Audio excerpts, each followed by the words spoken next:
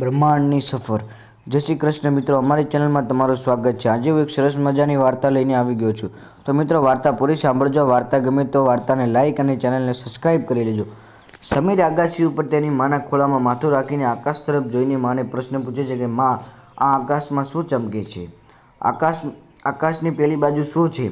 સમીરની આવી ઉત્સુકતા જોઈ માએ કીધું, ચાલ હું તને આજ આ બ્રહ્માંડની વાર્તા કરું। બેટા, આપણે અહીં 3 લોક છે, પાતાળ લોક, ધરતીલોક અને આકાશલોક। આપણે જે જગ્યા પર રહીએ છીએ તે ધરતીલોક છે। બેટા, આપણે નીચે હજારો કિલોમીટર પાતાળલોક આવેલ છે અને કરોડો કિલોમીટર દૂર આકાશ આવેલ છે, જે બહુ વિશાળ છે। બેટા, સૌથી પહેલાં આપણા ખગોળશાસ્ત્રીઓએ આ માહિતી આપી હતી। આપણા પુરાણોમાં પણ આનો ઉલ્લેખ છે। બેટા, ભગવાન કૃષ્ણએ પણ પોતાના મુખમાં પૂરા બ્રહ્માંડના દર્શન કરાવેલા છે। બ્રહ્માંડમાં ઘણી આકાશગંગા આવેલી છે। આપણી આકાશગંગાનું નામ મંદાકિની છે, જેમાં નવગ્રહો, કરોડો તારા, લઘુગ્રહો એવું બધું આવેલ છે। જેમાં આપણે બેટા જે ગ્રહ પર રહીએ છીએ તેનું નામ પૃથ્વી છે। આ એકમાત્ર એવો ગ્રહ છે ત્યાં જીવન શક્ય છે। બીજા ગ્રહ પર શોધ ચાલે છે। જીવન જીવવા માટે હવા, પાણી અને અનુકૂળ વાતાવરણની જરૂર પડે છે, જે માત્ર પૃથ્વી પર જ મળી આવેલ છે।